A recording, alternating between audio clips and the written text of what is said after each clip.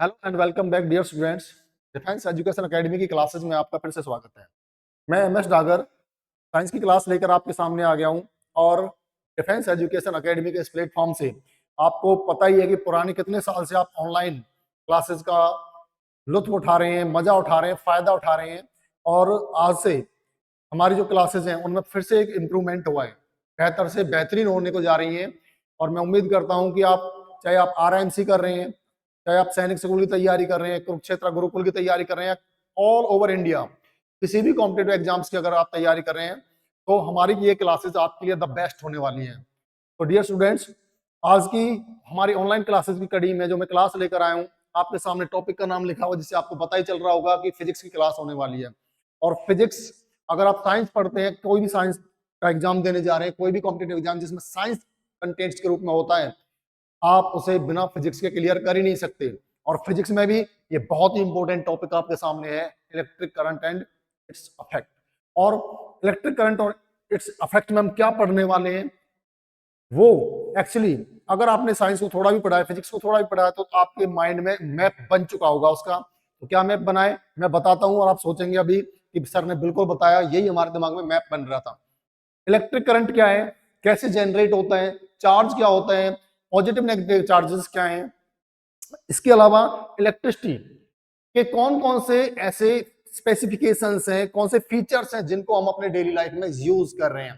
तो देखिए, जब मैंने ये वर्ड बोला ना डेली लाइफ में यूज कर रहे हैं, तो यहां से आपको क्लियर हो गया होगा कि आज हम केवल एक चैप्टर नहीं पढ़ने वाले हैं, हम अपने लाइफ में काम आने वाली चीजें भी जानने वाले हैं जो जीवन जीने के लिए जरूरी होती है। क्योंकि घर घर में बहुत सारे काम इलेक्ट्रिसिटी से होते हैं और अगर हमें उनका पता नहीं है कि वो कैसे होने हैं या फिर अपने आप बचाव कैसे करना है किसी दुर्घटना से, तो आप कभी भी शिकार हो सकते हैं इलेक्ट्रिसिटी, क्योंकि खतरनाक चीज भी है, फायदेमंद है। तो चलिए ज्यादा टाइम नहीं लगाते, क्लास स्टार्ट कर लेते हैं और देखते हैं कि आज इस क्लास में कितने बच्चे लगातार इस एजुकेशन का, इस क्लास का फायदा उठा पाते हैं। तो आप, मैं उम्मीद करता हूं ज्यादा बड़ी क्लास होगी नहीं, आप लास्ट तक बने रहेंगे, ये उम्मीद मैं करता हूं। अगर आपने एक बार क्लास से जुड़ गया, लास्ट तक तो मैं बना ही दूंगा फिर, क्योंकि इतना इंटरेस्ट भी कर दूंगा टॉपिक को, आप छोड़ने वाले नहीं है। तो चलिए डियर स्टूडेंट्स, जुड़ जाइए क्लास से फटाफट से।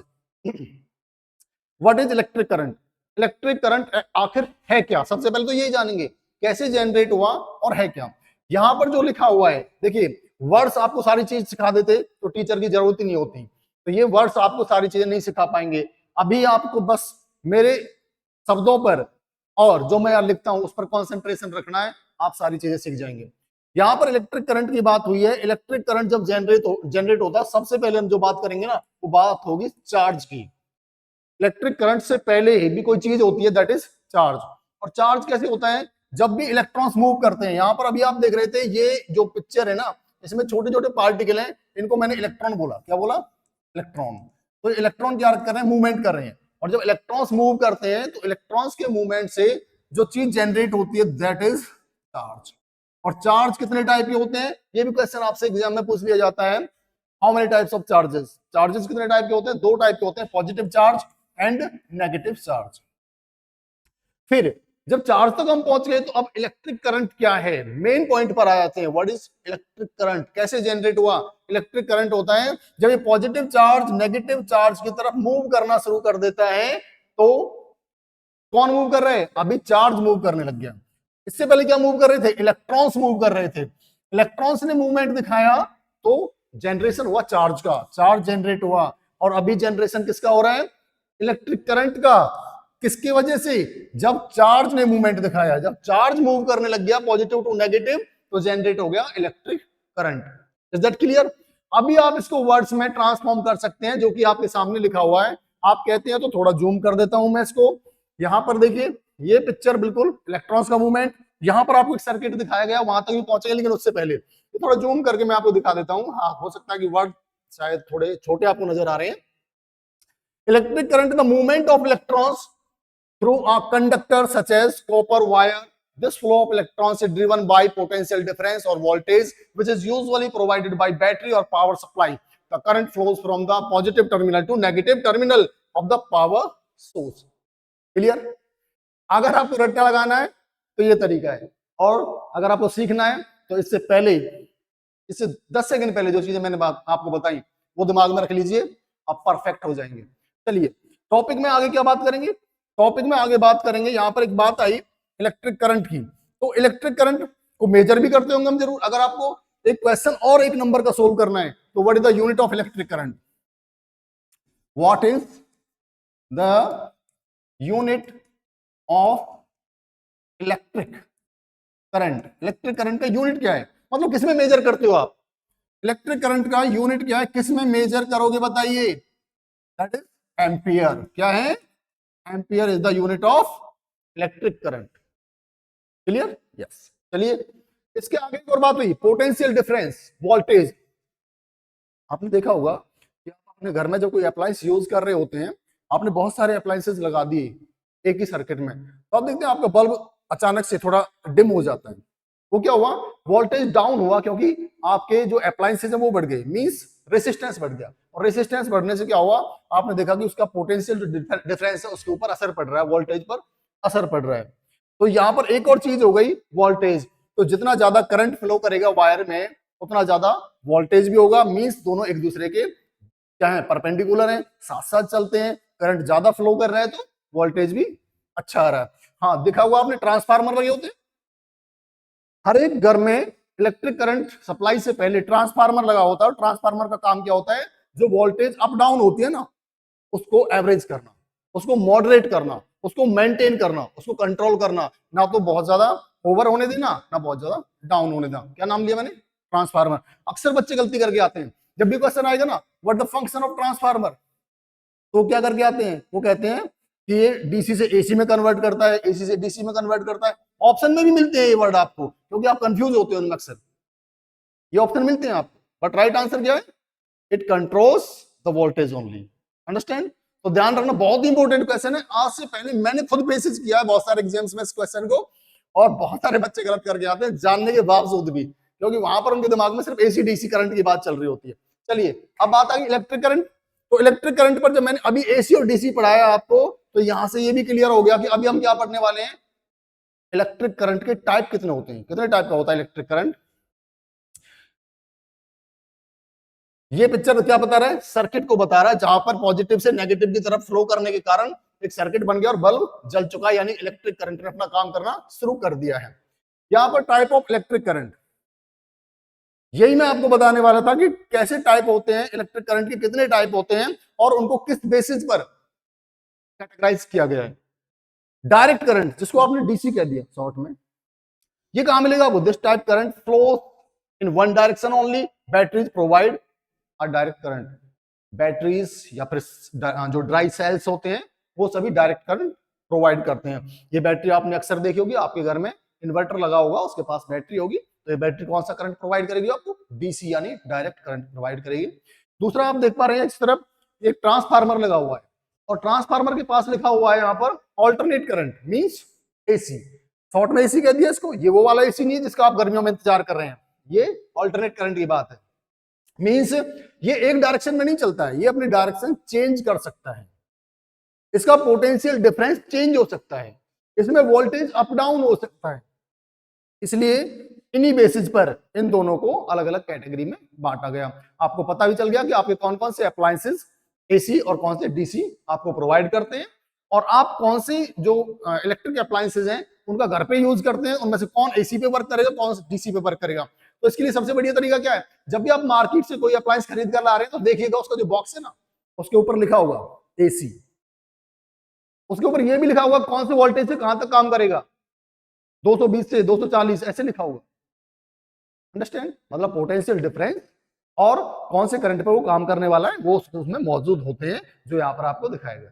चलिए next one, effect of electric current. अब मेन चीज पर आ जाते हैं, और मेन चीज पर आने से पहले डियर स्टूडेंट्स एक चीज और बता दूं, अगर आपको हमारी डिफेंस एजुकेशन एकेडमी की पूरी क्लासेस का पूरा फायदा उठाना है तो हमारे डिस्प्ले में जो लिंक शो हो रहा है उस पर हमारे जो कॉन्टेक्ट नंबर हैं उन पर कॉन्टेक्ट करके आप ऐप डाउनलोड कर सकते हैं, प्ले स्टोर में जाकर आप सारी क्लासेस का लिंक ले सकते हैं, आप पीडीएफ डाउनलोड कर सकते हैं, जिस भी तरह का आपको मटेरियल चाहिए सारा टोटली मटेरियल हमारी साइट पर मौजूद है। तो आज से आपकी एजुकेशन में जब आपको कहीं कमी लग रही थी, आपकी प्रिपरेशन में कोई कमी लग रही थी ना, वो बिल्कुल समाप्त हो जाने वाली है, क्योंकि आप आ चुके हैं डिफेंस एजुकेशन एकेडमी के प्लेटफॉर्म पर। तो डियर स्टूडेंट्स, फिर से आ जाते हैं अपने टॉपिक पर। आप फायदा जरूर उठाते रहिएगा, क्योंकि अब अगर आपको लग रहा है कि यहाँ फायदा हो रहा है तो आपको हर क्लास में ही फायदा होने वाला, उसी तरह से आपकी प्रिपरेशंस एकदम टॉप पे जाने वाली है। क्या देखा आपने? इलेक्ट्रिक करंट के अफेक्ट पढ़ने वाले हैं हम। अब अफेक्ट्स में हम क्या देखते हैं? Electric current can produce several observable effect which are essential for various applications in daily life and technology। रोजाना की लाइफ में और टेक्नोलॉजी में इलेक्ट्रिक करंट हमारे बहुत काम आता है। कैसे काम आता है? यहाँ देखो, आप क्या करते हो, एक इलेक्ट्रिक प्रेस का यूज करते हो, आपके कपड़ों पर रिंकल्स पड़ जाते हैं, उनको हटाने के लिए। तो ये क्या करता है? हीट देता है, हीट से काम करता है।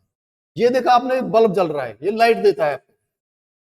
इससे इलेक्ट्रिक करंट से ही लाइट बने यहाँ पर। ये आपका एक बेल है, का अलार्म दे दिया, यानी कि बेल बज गई। किससे बजी? ये मैग्नेटिक इफेक्ट से बजी। ये मैग्नेट का काम करता है इसके अंदर, जो हैमर है, तब जाकर ये काम करता है। इसके बाद यहां देख रहे हैं आप इलेक्ट्रोलाइसिस। क्या देख रहे हैं? इलेक्ट्रोलाइसिस, जिसमें आप कई सारे केमिकल्स काम करते हैं और एक इलेक्ट्रोप्लेटिंग का काम भी इसमें किया जाता है, जहां पर आप देखते हैं जो मेटल्स हैं, उन मेटल्स को ज्यादा ड्यूरेबल बनाने के लिए उसके ऊपर एक ऐसे मेटल की परत चढ़ा दी जाती है जो दूसरे मेटल से कम रिएक्टिव है और उसकी लाइफ बढ़ जाती है। That is electrolysis. तो इनके बारे में और ज्यादा डीपली बात करते हैं। Heating affect. अगर हीटिंग अफेक्ट की बात करें तो कौन नहीं जानता कि इलेक्ट्रिसिटी हमें हीट देती है? सभी जानते, लेकिन कैसे देती है? When electric current passing through a conductor, जैसे ही किसी कंडक्टर में से इलेक्ट्रिक करंट पास होता है तो वो वायर जो है, जो कंडक्टर वायर है, वो गर्म होना शुरू हो जाता है। जब वो गर्म होना शुरू हो जाता है तो उसके ऊपर जितना ज्यादा रेसिस्टेंस होगा उतना ज्यादा वो हीट अप करेगा। इसलिए हम क्या करते हैं, जो इलेक्ट्रिक हीटर होता है, उनके जो फिलामेंट होते हैं, इलेक्ट्रिक हीटर का जो फिलामेंट होता है वो किस चीज का बनाया जाता है? क्रोमियम का बना दिया जाता है। किसका बना दिया जाता है? क्रोमियम। बिकॉज क्रोमियम पर रेसिस्टेंस बहुत ज्यादा होता है, और जिन चीजों पर रेसिस्टेंस ज्यादा होगा वो हीटअप बहुत ज्यादा करेंगी। तो हमें क्या चाहिए? यहाँ पर हीटिंग इफेक्ट चाहिए, इसलिए हमने क्या किया? हमने क्रोमियम का इस्तेमाल किया। इसके अलावा एक इनकंडेंस बल्ब होता है, जो पुराने टाइम में बल्ब इस्तेमाल करते थे, येलो लाइट देता था। उसमें क्या होता था? एक फिलामेंट लगा होता था, और ये फिलामेंट किसका होता था? टंगस्टन का फिलामेंट होता था। टंगस्टन का फिलामेंट होता था। किसका? टंगस्टन का। और ये टंगस्टन का फिलामेंट भी क्या रखता है? इसमें भी रेसिस्टेंट होता है, जिसकी वजह से वो एकदम हॉट रेड हो जाता है। लाइट तो देता ही देता है, साथ ही साथ हीट भी देता था। तो यहां पर देखिए हमने क्या देखा, लाइट तो मिल ही रही है, साथ साथ हीट मिल रही है। इसके इसमें भी थोड़ी सी लाइट होती है, लेकिन हीट के लिए हम इनका इस्तेमाल कर रहे होते हैं। किसका? इलेक्ट्रिक हीटर्स का। Is that clear? बिल्कुल क्लियर हो गया होगा जी, कोई डाउट नहीं है। इसके बाद मैग्नेटिक इफेक्ट। आप अपने घर में बहुत सारी मोटर चलाते हैं, आपकी वॉशिंग मशीन मोटर से चलती है, आपके पानी वाली मशीन जो होती है वो मोटर से चलती है, पानी निकालने वाली जमीन के अंदर से, और भी बहुत सारी मोटर से काम, पंखे की जो पंखा काम करता है वो मोटर पे काम करता है। तो ये मोटर कैसे काम कर रही है? ये मैग्नेटिक इफेक्ट काम कर रही है। कैसे कर रही है? जैसे ही आप कोई कंडक्टर लेते हो, कोई कंडक्टर की रॉड ले लिया आपने और उसके ऊपर तारें लपेट दी, वायर्स लपेट दी, कॉइल बना दी उसकी, और उसको कनेक्ट कर दिया आपने इलेक्ट्रिसिटी से। और जैसे ही आपने बटन ऑन किया तो बटन ऑन करते ही ये जो वायर है इनमें इलेक्ट्रिसिटी आ गई, लेकिन इसके बीच में जो रॉड लगाया ना आपने, कंडक्टर रॉड लगाया, उसमें मैग्नेटिक इफेक्ट आ गया। वो चीजों को क्या करेगा? खींचना शुरू कर देगा। कौन सी चीजों को? पैरामैग्नेटिक चीजों को, यानी कि आयरन जैसी, लोहे जैसी चीजों को वो अपनी तरफ अट्रैक्ट करना शुरू कर देगा। अब ऐसे ही कॉइल इस मोटर में चारों तरफ लगे होते हैं, चारों तरफ, अंदर अंदर की साइड चारों तरफ लगे होते हैं, और बीच में कोई चीज इस शाफ्ट से कनेक्ट नहीं होती। जो शाफ्ट है ना, ये बिल्कुल अलग होता है, इससे कोई चीज कनेक्ट नहीं होती है, कोई चीज कनेक्ट नहीं है, फिर भी ये घूमने लग जाता है। कैसे घूमने लग जाता है? मैग्नेटिक इफेक्ट, यानी कि आधा मैग्नेटिक इफेक्ट उसको यहां से यहां तक खींचेगा, और फिर दूसरा अपोजिट साइड में से खींच के इसको पूरा एक चक्कर लगाएगा, और वो चक्कर लगाता जब तक चलता रहेगा जब तक आप इस स्विच को ऑफ नहीं कर देते। जैसे ही ऑफ हो जाएगा तो इलेक्ट्रोमैग्नेट काम करना बंद कर देगा, मैग्नेटिज्म खत्म हो जाता है उस कंडीशन में, तो आपकी मोटर रुक जाती है।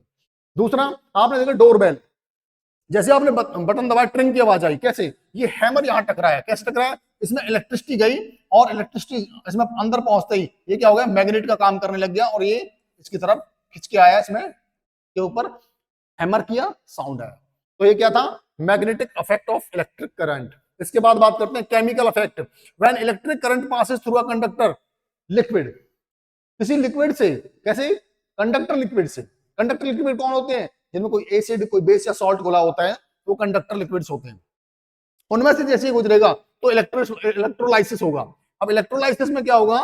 चीजें देखिए जैसे यहाँ पर देखा आपने, ये इलेक्ट्रोलाइसिस हो रहा है, यहाँ पर पॉजिटिव चार्ज, यहाँ पर नेगेटिव चार्ज, तो पार्टिकल्स एक तरफ दूसरे की तरफ मूवमेंट करना शुरू कर देते हैं। अब आपने क्या किया, इलेक्ट्रोप्लेटिंग करना है, यानी कि आपको आयरन के ऊपर जिंक की परत चढ़ानी है। तो वो जिंक क्या करेगा, यहाँ से घुलेगा इस सॉल्यूशन में, सॉल्यूशन घोल के और यहाँ पर अपना लेयर जमाना शुरू कर देगा।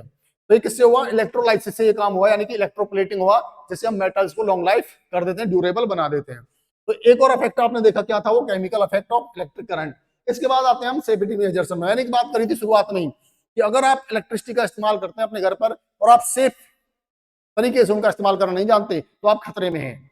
तो आज से आपको ये सीख लेना है कि हमें कैसे इन अप्लायंसेस का यूज करना और कैसे खतरे से बचना है। तो गाइस, सेफ्टी मेजर्स में सबसे पहले मैंने आपको दिखाया यहाँ पर, ये चीज जो है ना, इसको कहा जाता है फ्यूज। ये जो चीज है इसको फ्यूज कहा जाता है। और अगर आपने फ्यूज नहीं लगाया हुआ है ना अपने घर के अंदर, तो आप खतरे में हैं हमेशा, क्योंकि जैसे ही किसी दिन शॉर्ट सर्किट होगा तो घर की सारी वायरिंग जल जाएगी, आग लग सकती है और जान माल का नुकसान हो सकता है। इसलिए फ्यूज जरूर होना चाहिए। आपकी मेन सप्लाई पर फ्यूज होगा, तो जैसे ही कोई शॉर्ट सर्किट होगा या हीटअप होगा कोई आपका अप्लायंस, तो ये यहाँ से सप्लाई को बंद कर देता है, मेन सप्लाई को, और आपके सारे जो अप्लायंस है वो बच जाते हैं जलने से। इसके अलावा इंसुलेशन, इंसुलेशन बहुत जरूरी है। इंसुलेशन क्या होता है, जैसे कि आप तार लेकर आते हो कॉपर का, एल्यूमिनियम का, तो उसके ऊपर प्लास्टिक या रबड़ की पहले से ही लेयर चढ़ी होती है। देखा भी होगा आपने, रेड कलर की और ग्रीन कलर की और ब्लैक कलर की, उसके ऊपर क्या परत चढ़ी होती है, और वो क्या है, वो इंसुलेटर होता है। दूसरा है प्रॉपर हैंडलिंग। आपको हैंडलिंग करना आना चाहिए अपने अप्लायंसेस को। जो भी अप्लायंसेस आप यूज कर रहे हैं अपने घर में, उनको हैंडल करना आना चाहिए, यूज करना आना चाहिए तरीके से। ऐसे नहीं कि नंगे हाथों से आपने पकड़ा हुआ है, गीले हाथों से पकड़ा हुआ है और तार कहीं से कट रहा है, तो वो आपको शॉक दे सकता है, आपकी जान ले सकता है। इसके अलावा सर्किट ब्रेकर का यूज करना चाहिए। सर्किट ब्रेकर में फ्यूज आता है, एमसीबी आते हैं जो आज के टाइम पे इस्तेमाल किए जाते हैं। देखो फ्यूज तो क्या होता था, एक बार शॉर्ट सर्किट हो गया तो फ्यूज हमें बदलना पड़ता था, क्योंकि ये एक बार सप्लाई को तोड़ने के बाद दोबारा यूज नहीं किया जाता था। लेकिन एमसीबी क्या है, जैसे ही शॉर्ट सर्किट होगा या बहुत ज्यादा हीट अप करेगा आपका सर्किट, तो ये नीचे जो इसके बटन है ना, वो ऑफ साइड ऑफ होकर गिर जाते हैं नीचे, और आप इनको दोबारा ऊपर चढ़ाकर ऑन कर सकते हो। तो मतलब क्या है, ये बार बार यूजेबल है, इसको बार बार यूज किया जा सकता है, बट फ्यूज एक बार खत्म तो खत्म। इधर क्लियर? तो डियर स्टूडेंट, उम्मीद करता हूं क्लास आपको बहुत अच्छी लगी होगी, और ये भी उम्मीद है मेरी कि आप डिफेंस एजुकेशन एकेडमी के साथ इतनी संख्या में जुड़ने वाले हैं आने वाले समय में, क्योंकि आपको अपना एग्जाम क्रैक करना है, चाहे कोई भी कॉम्पिटेटिव एग्जाम की तैयारी कर रहे हैं। तो मैं एमएस डागर बहुत बहुत धन्यवाद करता हूं आपका कि आप हमारी क्लास से जुड़े, आपने क्लास का फायदा उठाया, और आप लाइक शेयर तो कर ही देंगे, क्योंकि मेरा विश्वास है, खुद मैं करता हूं, जब मुझे कोई चीज पसंद आती है तो मेरी उंगली रुकती नहीं है उसको लाइक शेयर करने में। क्यों? क्योंकि अगर मुझे फायदा हो रहा है और सबको फायदा हो जाए उस चीज का, तो इसमें नुकसान क्या है? Dear students, thank you very much.